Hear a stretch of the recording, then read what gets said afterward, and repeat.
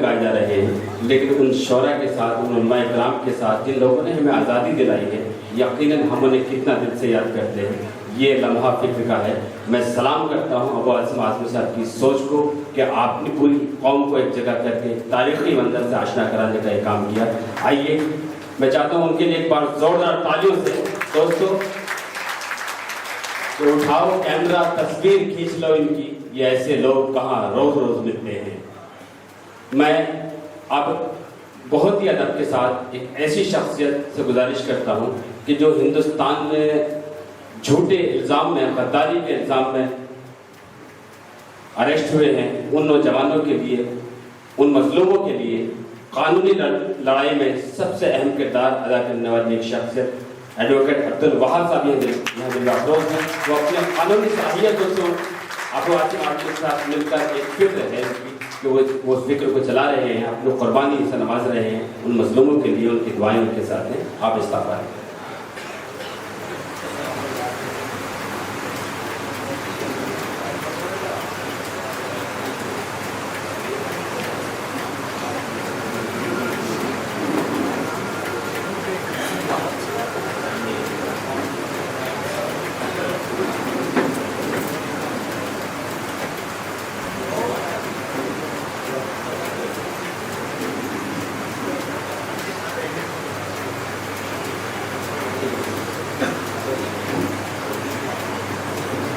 हाजिर हमारे देखिए एक बड़ा किरदार ये भी है हिंदुस्तान की आज़ादी का कि सहाफ़त का बड़ा किरदार है। सईद हमीद साहब यहाँ तशरीफ ला चुके हैं। ज़ोरदार तालियों से इस्तकबाल करें। हमारा इकबाल का इसके दो शेर मुझे इस वक्त याद आते हैं कि आंखों के सामने है अंधेरा समा दिया, सूरज हमारे शहर का किसने चुरा लिया, माना झुलस गई मेरे हाथों की उंगलियां, आंधी की इज्जत से मैंने दिया तो बचा लिया, दुनिया थी एक तरफ तो कलम दूसरी तरफ, मैंने बढ़ा के हाथ कलम को उठा दिया। कलम के मुजाहिद सईद हमीद साहब ये तशरीफ ला चुके हैं। अब्दुल वहाब साहब आपके साथ समाज। अस्सलाम वालेकुम। कहता हूँ वही बात, समझता हूँ जिसे हक, मेले मस्जिदों न तहजीब का फर्जन, अपने भी खफा मुझसे हैं बेगाने भी नाखुश, मैं ज़हर हिलाल को कभी कह न सका था।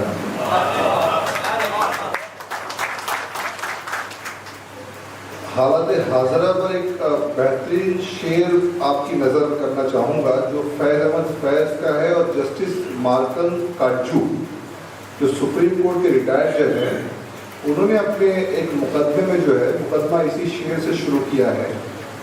बने हैं अहले हवस मुद्दई भी मुनसिफ भी, बने हैं अहले हवस मुद्दई भी मुनसिफ भी, किसे वकील करें किससे मुनसिफी चाहें।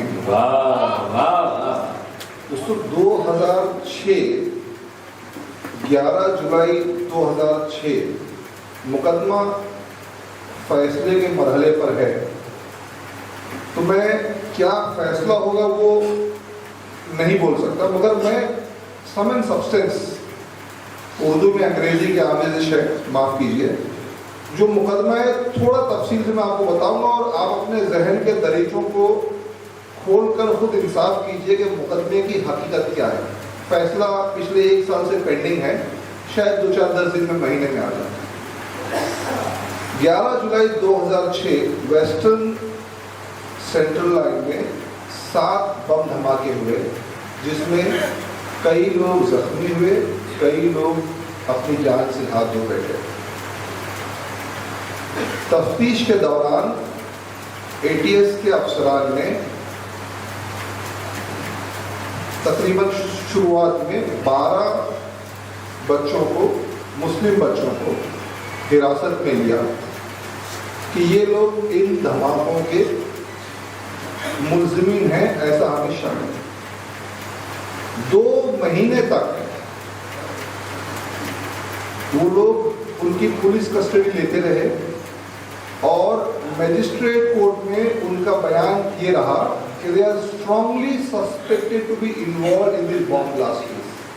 यानी हमें बहुत मजबूत यकीन है कि इनका संबंध है इस बॉम्ब ब्लास्ट केस से। 2 महीने तक ये मामला चलता रहा, कोई चश्मदीद गवाह नहीं, कोई रिकॉर्ड नहीं, कुछ नहीं, रिमांड पे रिमांड चलता रहा। तकरीबन अगर 1 महीना और गुजरता तो 90 डेज के ग्राउंड पे उन सबकी जमानतें हो जाती। अचानक 2 महीने बाद जो स्ट्रांगली सस्पेक्टेड थे उसमें एमसीओसी लगा दिया गया मको का, और फिर उसके बाद जो है 13 बच्चों में से 11 बच्चों के कन्फेशन जो है रिकॉर्ड पे आए। पुलिस का ऐसा कहना है 11 बच्चों ने जो है कन्फेशन कबूल किया, और फिर उनके खिलाफ जो है 13 बच्चों के खिलाफ चार्जशीट दाखिल की गई। चार्जशीट दाखिल होने के बाद बच्चों ने जब चार्जशीट का मुताला किया और उसमें एक डॉक्टर है, BAMS डॉक्टर, एक स्कूल टीचर है, एक मोबाइल रिपेयर करने वाले हैं, एक सिविल इंजीनियर है, एक जो है दुआ तावीज़ के काम करते थे। वही मतलब पुलिस ने एटे से कोई भेदभाव नहीं किया, सब लोगों को मुकदमे में डाल दिया। उन्होंने चार्जशीट पूरा पढ़ा तो उन्होंने पाया कि भैया 2 महीने ये लोग हमारा रिमांड मांगते रहे, ये कहकर के हमारे मोबाइल्स के अंदर जो है एक दूसरे ताल्लुकात नज़र आते हैं, और पाकिस्तान से ताल्लुकात नज़र आते हैं, और लश्कर तैयबा से ताल्लुकात नज़र आते हैं, और मजिस्ट्रेट साहब उस पर यकीन करके रिमांड पर रिमांड देते हैं, और वो पूरा CDR गायब है। बच्चों ने अर्जियाँ दी कि हमें CDR दिया जाए, तो पहले ऑब्जेक्शन ये लिया गया कि आपका हक नहीं है। फिर कुछ दिनों बाद अर्जी की गई तो ये कहा गया कि हमको जिस चीज़ पर रिलाय करना था हमने पेश कर दिया। उसके बाद फिर 5 उन्होंने जो है फिर मतलब जो है दूसरा मतलब ऑब्जेक्शन दिया कि अभी ये स्टेज नहीं है आपके मांगने का। वक्त गुजरता रहा, फिर एक वक्त ऐसा आया कि उन्होंने कहा नहीं, अभी जब इनका बयान होगा कोर्ट के सामने तब ये लोग मान सकते हैं। और फिर आखिर में उन्होंने ये पासा फेंका कि नहीं, जिस चीज़ को हमने मांगा एक बार वो हमारी हो गई, अब ये वो नहीं मांग सकते। हम लोग मुकदमा हाई कोर्ट ले गए। हाई कोर्ट ने हुक्म दिया कि CDR कोर्ट में प्रोड्यूस किया जाए, पेश किया जाए। जब ये बात आई तो फिर मामला कोर्ट में ये पेश हुआ कि CDR पेश होने में 3-4 महीने लगेंगे, जब तक ये बच्चे तकरीबन 7-8 साल से जेल में थे, 6-7 साल से जेल में थे। 3-4 महीने लगे। हमने कहा ठीक है 3-4 महीने पेश करो। फिर ये मामला लाया गया कि 34 लाख का बिल लगेगा, 6 साल पुराना डाटा है, 34 लाख का बिल लगेगा। हमने बहस की, अदालत ने कहा बिल वगैरह नहीं, आप पेश करो। जब CDR पेश किया गया कोर्ट में तो उसमें पाया गया कि ATS का जो दावा था कि उसमें 4 मुलजिमीन ने ब्लास्ट किया, उनका CDR लोकेशन जो है वो ब्लास्ट की जगह का नहीं था। CDR कॉल डाटा रिकॉर्ड जो होता है, मोबाइल जो होता है, मोबाइल का जब रिकॉर्ड मंगाया जाएगा तो आपने कौन सी कॉल किस जगह से अटेंड की है, ये इलेक्ट्रॉनिक रिकॉर्ड डायरेक्ट वहां से मिलता है। पुलिस वाले अक्सर इस पर रिलाई करते हैं। तो ये 4 जिनको प्लांटर बता रहे थे उनका मोबाइल का डाटा रिकॉर्ड दूसरी जगह बता रहा था, ब्लास्ट की जगह नहीं। जो साजिश की जगह ये लोग बता रहे थे, मोबाइल डाटा रिकॉर्ड साजिश की जगह उनकी हाजिरी नहीं बता रहा था। 13 में से 11 बच्चों ने जो है मुकदमे के इख्तिताम पर गवाही दी, और मैं उस गवाही के कुछ हिस्से आपको बताऊं। उन बच्चों ने हल्फिया बयान दिया अदालत में, और उन पर किस तरह जुल्म और सितम के पहाड़ तोड़े गए ये अदालत ने गवाही के जरिए बताया। उन बच्चों ने बताया कि इंट्रोगेशन के नाम पर 2-2, 3-3 मरतबा उनका नार्को एनालिसिस किया गया बेंगलोर में, एक ऐसी डॉक्टर के जरिए जिसने बोगस कागजात के जरिए वो ओहदा हासिल किया था। और वो नार्को एनालिसिस के दौरान कई मरतबा ऐसा हुआ कि बच्चों की जिंदगी खतरे में पड़ गई, केमिकल बहुत ज्यादा दे दिया गया था। प्लस उनको कई घंटे एक ही हालत में खड़ा रखकर, झुकाकर इस तरह से टॉर्चर किया गया। बेंगलोर में नार्को एनालिसिस किया, बच्चों ने हल्फिया बताया कि ATS ऑफिस में भी कुछ लोगों को बुलाकर हमारा नार्को किया गया। बच्चों ने ये बताया कि उनके पैखाने की जगह पर कुछ केमिकल डालकर भी उनको जो है तकलीफ दी गई, इन अफसरान के जरिए टॉर्चर किया गया। और न सिर्फ ये कि मातहत अफसरान टॉर्चर करते रहे, उनके दूसरे बड़े अफसरान भी टॉर्चर करते रहे। अच्छा, मुकदमे की मतलब अब दिलचस्पी देखिए, 2 महीने तक तो कुछ मामला नहीं था। एक गवाह उन्होंने डाला था कि चश्मदीद गवाह है। 2 महीने के बाद एमसीयूसी लगाने के बाद 3-4 टैक्सी ड्राइवर्स गवाह मिल गए उनको, 2-3 और पैसेंजर ट्रेन वाले मिल गए, लेकिन हमने इनको बैग ले जाते हुए देखा, हमने इनको टैक्सी में जाकर छोड़ा। इस तरह से उन बच्चों के खिलाफ मुकदमा बनाया गया। पिछले 9 साल से वो बच्चे जेल में हैं और अभी हम लोग मतलब जो है फैसले का इंतजार कर रहे हैं। अब मैंने जो आपको इस केस की थोड़ी हकीकत बताया है, आप इस इन चीज़ों की रोशनी में जो बच्चों का कॉल डाटा रिकॉर्ड है। अच्छा, जो अफसरान थे, केस ऑफिसर्स जिन्होंने केस बनाया था, उनमें से 2-3 के ऊपर करप्शन के केसेस चल चुके हैं। एक तो ऐसे अफसर है कि उनको एंटी करप्शन के केस में सजा भी लगी, हाईकोर्ट में अपील चल रही है। और एक दो ऐसे अफसर हैं कि अंडरवर्ल्ड की पार्टी में जो शराब के नशे में नाचने के वीडियो फुटेज भी आ चुके हैं, ऐसे अफसर हैं। एक ऐसा अफसर है जिसमें मंदिर की जगह हड़पने के लिए एफआईआर दाखिल हो चुका, ऐसे अफसर है। ऐसे अफसरों की जमात ने इन बच्चों के ऊपर मुकदमा बनाया है, जो फैसले का इंतजार कर रहा है। अच्छा, दूसरी दिलचस्प बात ये देखिए कि जिस वक्त पुलिस वाले इन बच्चों को टॉर्चर कर रहे थे, बच्चों ने हल्फिया बताया कोर्ट में कि सब उस वक्त जो है हम लोग पुलिस कस्टडी में थे। और अच्छा, ये हल्फिया बताया गया, मतलब इसमें कोई शक शुबे की गुंजाइश नहीं है। बच्चों ने हल्फिया बताया गवाही में कि उस वक्त जो है टीवी पे मालेगांव 2006 ब्लास्ट की खबर आ रही थी और एटीएस का एक ऑफिसर, मैं नाम नहीं लूंगा, वो ऑफिसर बोलता है, देख हिंदू लोग फॉर्म में आ गए, तुमको जॉब मिल गया, देख अभी आरएसएस फॉर्म में आ गई। ये एटीएस के अफसर का जवाब था। यानी ब्लास्ट के दिन से उनको पता था कि करने वाले कौन है, अंदाजा था करने वाले कौन है। अच्छा, 2006 में मालेगांव ब्लास्ट हुआ। कुछ दिनों बाद 7/11 ब्लास्ट के 2 मुलजिमीन, आसिफ और मोहम्मद अली, इन दोनों को मालेगांव 2006 का मास्टरमाइंड बताकर दूसरे 7 मुलजिमीन के साथ मालेगांव 2006 के ब्लास्ट में भी डाल दिया। टोटल 9 बच्चे रहे मालेगांव 2006 के ब्लास्ट में।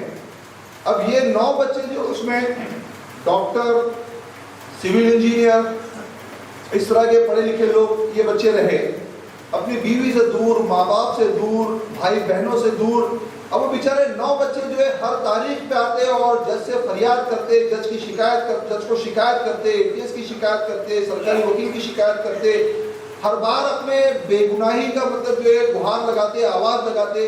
Discharge application rejected, bail application rejected, quashing application rejected, high court तक रिजेक्टेड, सीबीआई को ट्रांसफर करो केस सीबीआई को ट्रांसफर हुआ। सीबीआई का नहीं, ये 9 लोग ही मुलजिम है, एटीएस का एडमिशन बराबर है। वो उन्होंने वकीलों को हटा दिया, खुद वकील बन गए। 2-2, 4-4, 6-6 घंटा और 2-2, 4-4 दिन में लोग बहस करते रहते। और एक खूबसूरत दिन, अब देखिए, वो तो इज्जत और जिल्लत का मालिक अल्लाह ताला है। एक खबर आती है कि आसिमानंद ने जो है मक्का मस्जिद ब्लास्ट में कन्फेस किया है। ये मालेगांव 2006 का ब्लास्ट, मक्का मस्जिद ब्लास्ट, मोडासा, अजमेर और समझौता ब्लास्ट इनके ग्रुप ने किया, आसिमानंद के ग्रुप ने। एनआईए को इन्वेस्टिगेशन गया, उस ग्राउंड में हमने बेल एप्लीकेशन डाला, कहा कि नहीं अभी तहकीक चल रही है, रुको, रिजेक्टेड। फिर एक दिन कुछ वक्त के बाद बेल डाला गया। तकरीबन 4 से 5 साल बाद एनआईए आती है और कहती है ठीक है, हमको बेल देने पे कोई एतराज नहीं है। वो 9 बच्चों को बेल दे दिया गया। 7 बच्चे जमानत पे बाहर आ गए, पर चूंकि 2 लोग 7/11 में थे, इसलिए वो 2 लोग अब तक अंदर है। जो 7 बाहर आए थे, उसमें से एक शख्स का, एक बच्चे का इंतकाल हो गया। अब वो जो मालेगांव 2006 का ब्लास्ट, जो एटीएस और सीबीआई ने कहा कि ब्लास्ट इन्होंने किया और एनआईए ने उस वक्त, अभी हालात बदल गए हैं, बने हैं अहले हवस मुद्दई भी मुल्सिफ भी, किसे वकील करें, किससे मुल्सिफ भी चाहें। उस वक्त एनआईए ने कहा था कि हम जमानत दे दो, हमको कोई एतराज़ नहीं है। आज अगर एनआईए से पूछा जाए कि जमानत कैंसिल कर दे तो शायद वो बोल दें हाँ कैंसिल कर दो। हमने डिस्चार्ज एप्लीकेशन डाला, तकरीबन 1 साल से डिस्चार्ज एप्लीकेशन पेंडिंग है। एनआईए जो है डिस्चार्ज दे दो बोलने को तैयार नहीं है। ATS उसकी मुखालिफत करने की नहीं, मुकदमा इन पर भी चला उन पर भी चला। 2006 ब्लास्ट का मामला बताया मैंने आपको। इसी तरह से एक दूसरा मुकदमा जो है 2002-2003 का है, जिसमें विलेपार्ले में एक ब्लास्ट हुए थे, मुलुंड में ट्रेन में ब्लास्ट हुआ था और बॉम्बे सेंट्रल में ब्लास्ट हुआ था, जिसमें तकरीबन 17-18 बच्चों को अरेस्ट किया गया क्राइम ब्रांच के जरिए। उनमें से पिछले 12 साल हो गए तकरीबन। एक बच्चा जो मुजम्मिल जो है 12 साल से जेल की सलाखों के पीछे है। ये मुकदमा आखिरी मराइल में है और तकरीबन 150 गवाह हो चुके हैं। इसमें पुलिस टॉर्चर का ये आलम है कि एक अफसर जो था क्राइम ब्रांच में, नॉर्मली मतलब जो है वो बड़े मजबूत होते हैं गवाही देने में और तजुर्बेकार होते हैं। वो बच्चे के ऐसे इंस्ट्रक्शन है कि चेंबूर क्राइम ब्रांच में उससे उस बच्चे को, कामिल को, रात में क्राइम ब्रांच के अफसरान एक शराबी को लेकर आए और उसे गैर फितरी जिनसी अमल करने पर मजबूर किया गया। और वहां पे एक कुतिया थी जिसको क्राइम ब्रांच के अफसर बचा हुआ खाना डालते थे, उस कुतिया को लाके उसकी शर्बा को चढ़वाया गया उस कामिल के जरिए। ये लिखित रूप से जो है, तहरीर रूप से कोर्ट के रिकॉर्ड पे मौजूद है। इस तरह से टॉर्चर करके ये मुकदमा बनाया गया और ये मुकदमा भी आखिरी मरहले में है। 7/11 के ताल्लुक से मैं आपको एक इंटरेस्टिंग बात बताऊं जो 2006 का मामला बना। 2006 के मामले में बच्चे ये बोलते हैं कि हम लोग बेकसूर है, हम लोग बेकसूर है। 2008 में एक दूसरा ग्रुप पकड़ा गया और उस दूसरे ग्रुप के कुछ लोगों ने एतराफ किया तो ये 2006 का ब्लास्ट हमने किया। ये इन लोगों ने नहीं किया है, हमने जो है जब वो जिन्होंने जुर्म का एतराफ किया था कि 2006 का ब्लास्ट हमने किया, तो बड़ी शिद्दत से इसकी मुखालिफत की गई कि उसका एतराफ जुर्म आप यहाँ इस्तेमाल नहीं कर सकते। मामला सुप्रीम कोर्ट तक गया और सुप्रीम कोर्ट ने कहा कि भैया ठीक है, आपको उसका एतराफ जुर्म साबित करना है, आप उसको बुलवा लो। यानी 7 धमाके जिसने किए 2 साल बाद पकड़ा गया और उसने कबूल किया, हमसे सुप्रीम कोर्ट इज्जत माफ, सुप्रीम कोर्ट ने कहा कि आप उसको बुलवा लो और उसे कबूल करवा लो। हमारे सामने कोई रास्ता नहीं था, बहालत मजबूरी, क्योंकि अदालत जो है उसके एतराफ जुर्म को जो है रिकॉर्ड पे लेने को तैयार नहीं थी। हमने उस एतराफ करने वाले को अपने गवाह के तौर पे कोर्ट पे बुलाया, हमने उससे जिरह की और सुप्रीम कोर्ट में यह मामला हुआ था। हमने कहा कि भैया हम उसको नहीं बोल सकते कि तुमने ब्लास्ट किया, सेल्फ इंक्रिमिनेटिंग क्वेश्चन है, मतलब हम उसके ऊपर इल्जाम नहीं रख सकते। तो कहा गया कि नहीं, कानून में प्रोटेक्शन है, आप रख सकते हो और उसको जवाब देना पड़ेगा। जैसी अदालत में वो शख्स आया तो पहले उस शख्स से कहा गया कि आपको जवाब देना बंधनकारक नहीं है, आप चाहे तो इनकार कर सकते हो, सुप्रीम कोर्ट के हुक्म के खिलाफ, ये रिकॉर्ड की बात है। और जिरा के बाद, तफसीली जिरा के बाद जब उस शख्स को हमने ये कहा कि हमारे 13 बच्चे अंदर हैं, हमने 2008 में पकड़े गए एक एतराफ करने लगा कि तुमने ब्लास्ट किया। आपको ताज्जुब होगा उस एतराफ करने वाले का जवाब सुनकर, जिसने अदालत में हल्फिया गवाही दी है। हमने कहा तूने ब्लास्ट किया, कहता है मुझे जवाब नहीं देना है। हमने कहा तू इस साजिश में शरीक रहा, कहता मुझे जवाब नहीं देना है। उससे हमने कहा कि और क्या हुआ था बता दो। उसने कहा कि मुझे पुलिस वालों ने एक कहानी बताई थी कि हमने सीढ़ी में बम बनाया और टैक्सी में ले गए और ऐसा किया और यहाँ रखा वगैरह, और उसकी वीडियो शूटिंग की गई थी। तो उन्होंने मतलब मजबूर किया था, मैंने ऐसे कहानी टीवी में बताई थी। हमने कहा देख भैया ये हकीकत है 7/11 की। उसका जवाब तो मुझे जवाब नहीं देना है। ये मामला जो मुकदमा इंतजार कर रहा है। दूसरा जो है इस ताल्लुक से मक्का मस्जिद का मामला भी इसी जमरे में आता है। अगर आप देखेंगे मक्का मस्जिद मामले में भी पहले मुस्लिम बच्चों को ही डाला गया था। वो लोग कैद की सोबत झेलते रहे, तकलीफें झेलते रहे। बाद में ये मामला साफ हुआ कि ये अस्लिमा कंपनी का काम है और फिर वहाँ की रियासती सरकार ने वहाँ के बच्चों को कुछ कंपनसेशन वगैरह भी दिया। आप अगर पूना जर्मन बेकरी का मामला देखेंगे जिसमें हिमायत बेग नामी मुलजिम को एक कॉम्पिटेंट कोर्ट में अदालत ने फांसी की सजा सुनाई है।